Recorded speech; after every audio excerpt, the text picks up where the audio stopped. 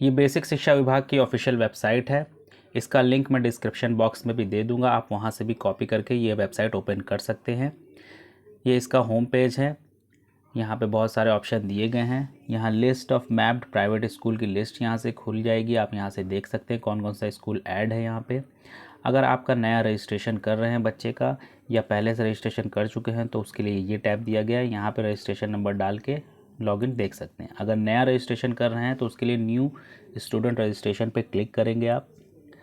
सबसे पहले आपको करना क्या है कि बर्थ सर्टिफिकेट के हिसाब से जो भी बच्चे की डेट ऑफ बर्थ है, आप बिना पूरा फॉर्म फिल के सिर्फ यहाँ पे डेट ऑफ बर्थ डाल के देख लें कि आपका बच्चा एलिजिबल है कि नहीं। तो मैं यहाँ पे डेट ऑफ बर्थ डाल लेता हूँ। तो यहाँ देखिए क्लास ऑटोमेटिक ओपन हो गई, क्लास फर्स्ट के लिए एलिजिबल है। तो अब हमें पता लग गया कि क्लास फर्स्ट में एडमिशन के लिए एलिजिबल है बच्चा। तो अब देखते हैं कि कौन कौन से स्कूल मैप्ड हैं। तो सबसे पहले आपको अपना डिस्ट्रिक्ट चुनना है। उसके बाद आपको अपना एरिया चुनना है, अर्बन है कि रूरल है। उसके बाद आपको यहाँ पे ब्लॉक, टाउन, तो मेरा नगर निगम वाराणसी है। उसके बाद ग्राम पंचायत या वार्ड, तो मैं यहाँ से सर्च कर लेता हूँ कि मुझे किस वार्ड में चाहिए। तो ये चेतगंज मैंने सेलेक्ट किया। तो अब देखिए चेतगंज में कौन कौन से स्कूल मैप्ड हैं क्लास फर्स्ट के लिए। यहाँ सभी स्कूल्स की लिस्ट खुल गई है। ये सारे स्कूल क्लास फर्स्ट में एडमिशन देने के लिए रेडी हैं। तो आपने देखा यहाँ पे पूरे स्कूल की लिस्ट खुल गई है। इस एरिया की कितनी कितनी सीट्स है और कितनी आरटी के लिए रिजर्व्ड है, वो सारी चीज़ें आपको यहाँ से दिख गई हैं। अभी तक अलॉट नहीं हुई है। तो आपने यहाँ पे देख लिया स्कूल कौन कौन से लिस्टेड है। अब चलते हैं रजिस्ट्रेशन करते हैं बच्चे का। तो न्यू स्टूडेंट रजिस्ट्रेशन पे आपको क्लिक करना है। उसके बाद आपको डिस्ट्रिक्ट चुनना है, अर्बन, ब्लॉक या टाउन आपको चुनना है। उसके बाद वार्ड या ग्राम पंचायत आपको यहाँ से सर्च कर लेनी है जिसमें भी आपको एडमिशन बच्चे का लेना है।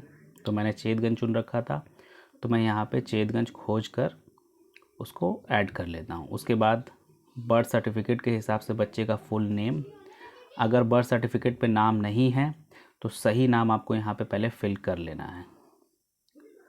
तो मैं बच्चे का नाम फिल कर लेता हूँ। उसके बाद पेरेंट्स का मोबाइल नंबर, माता या पिता में किसी भी एक का एक नंबर आपको यहाँ डालना होगा। उसके बाद बर्थ सर्टिफिकेट के हिसाब से आपको डेट ऑफ बर्थ फिल करनी है। जेंडर क्या है वो डाल दीजिए। क्लास ऑटोमेटिक आ गया है। उसके बाद किस कैटेगरी में आप कर रहे हैं, अभिलक्षित समूह या दुर्बल वर्ग। दुर्बल वर्ग करेंगे तो आपको इनकम सर्टिफिकेट लगाना होगा, और अभिलक्षित अगर करेंगे तो आपको कास्ट सर्टिफिकेट लगाना होगा।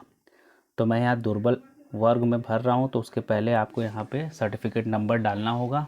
इनकम सर्टिफिकेट पे नंबर दिया गया रहता है, उसको देख के आप सही सही डाल लीजिए। उसके बाद आपको वही डॉक्यूमेंट इनकम सर्टिफिकेट का अपलोड करना है। तो यहाँ पे चूज़ फाइल में जाएंगे। मैंने पहले से ही एक फ़ोल्डर में इस बच्चे का बना रखा है डॉक्यूमेंट, तो चलिए देखते हैं। तो यहाँ देखिए सारा डॉक्यूमेंट बना रखा है।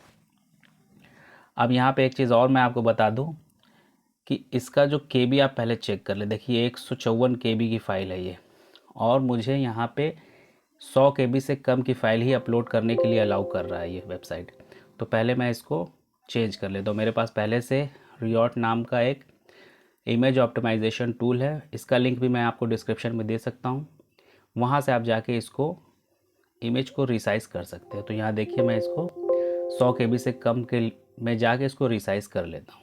सेव कर लीजिए, और यही फ़ाइल उस पुरानी फ़ाइल पे ओवरराइड हो जाएगी। इसका केबी कम हो गया। इसी तरह से आप और भी चेंज कर सकते हैं। तो पहले मैं इनकम सर्टिफिकेट अपलोड कर लेता हूँ, फिर अगर नीचे दिया गया कैप्चा आपको भरना है और रजिस्टर पर क्लिक करना है। जैसे आप रजिस्टर पर क्लिक करेंगे तो यहाँ देखिए रजिस्ट्रेशन हो गया है। यहाँ पे नाम दिया है, रजिस्ट्रेशन नंबर। अब इस पेज को आप प्रिंट करके फ्यूचर के लिए रख सकते हैं। तो मैं इसको यहाँ प्रिंट एक दे देता हूँ। फिर कंप्लीट द फॉर्म वाले ऑप्शन पे आपको टिक करना है आगे का फॉर्म फिल करने के लिए। जैसे आप उस पर टिक करेंगे यहाँ पे पेरेंट या गार्जियन की डिटेल मांगी जाएगी। सबसे पहले आपको फादर नेम डालना है बच्चे का, बर्थ सर्टिफिकेट पे दिया रहता है, वहाँ से देख के आप इसको भर दें। उसके बाद मदर नेम बर्थ सर्टिफिकेट पे है, उसी हिसाब से भरें। साथ ही आप उनका पर्सनल डॉक्यूमेंट भी चेक कर सकते हैं। अल्टरनेट मोबाइल नंबर ऑप्शनल है, वोटर आईडी कार्ड ऑप्शनल, इसको छोड़ सकते हैं। और करंट एड्रेस जो आधार कार्ड पे दिया गया है उसको आपको सही सही यहाँ पे फिल करना है। तो मैं यहाँ जल्दी से आधार कार्ड से देख के इनका करंट एड्रेस भर लेता हूँ। फिर उसके बाद आपको मंथली इनकम डालनी होगी, तो इनकम सर्टिफिकेट के हिसाब से मैं यहाँ मंथली इनकम भर देता हूँ। और mode of application cell phone internet वाला ऑप्शन आपको सेलेक्ट करना है। फिर आपको 9वें नंबर पे 100 KB से कम सारी फाइलें अपलोड करनी है, 9, 10, 11, 12। तो सबसे पहले आपको यहाँ पे माता पिता का इनकम सर्टिफिकेट अपलोड करना है जो कि 1 लाख से कम है। फिर आधार कार्ड सेलेक्ट कर लीजिए।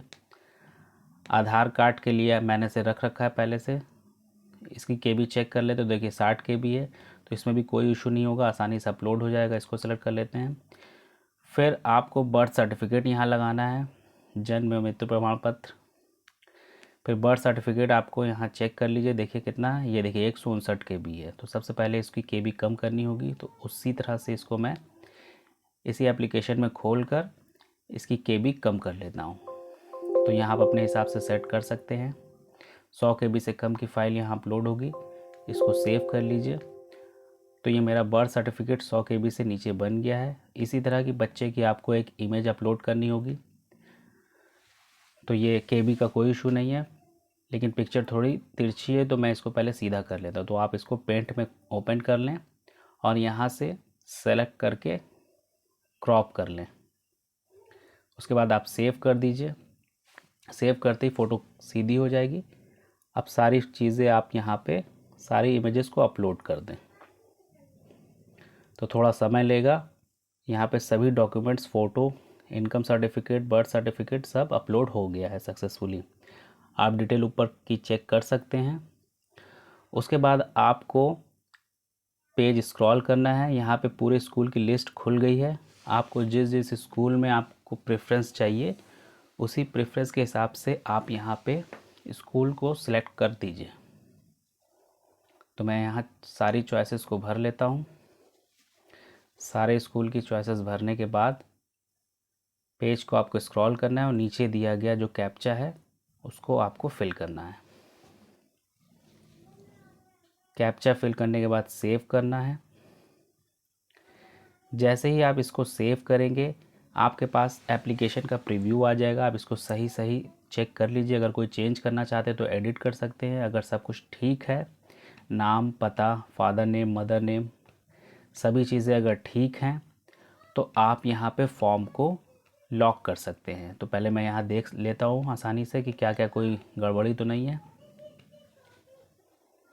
जो जो स्कूल मैंने सेलेक्ट किया था वो भी दिख रहा है, सारे डॉक्यूमेंट्स जो मैंने अपलोड करे थे वो सब दिख रहे हैं, बच्चे की फ़ोटो भी ऊपर शो हो रही है, यह सारे सर्टिफिकेट शो कर रहा है। सीधा आपको इसको लॉक कर लेना है, फिर ओके कर देना है।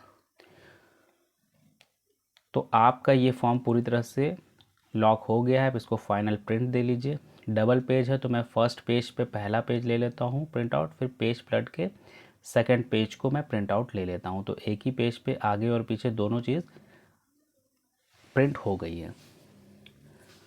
उसके बाद आपको होम पेज पर आना है चेक करने के लिए आपका रजिस्ट्रेशन हो गया है कि नहीं।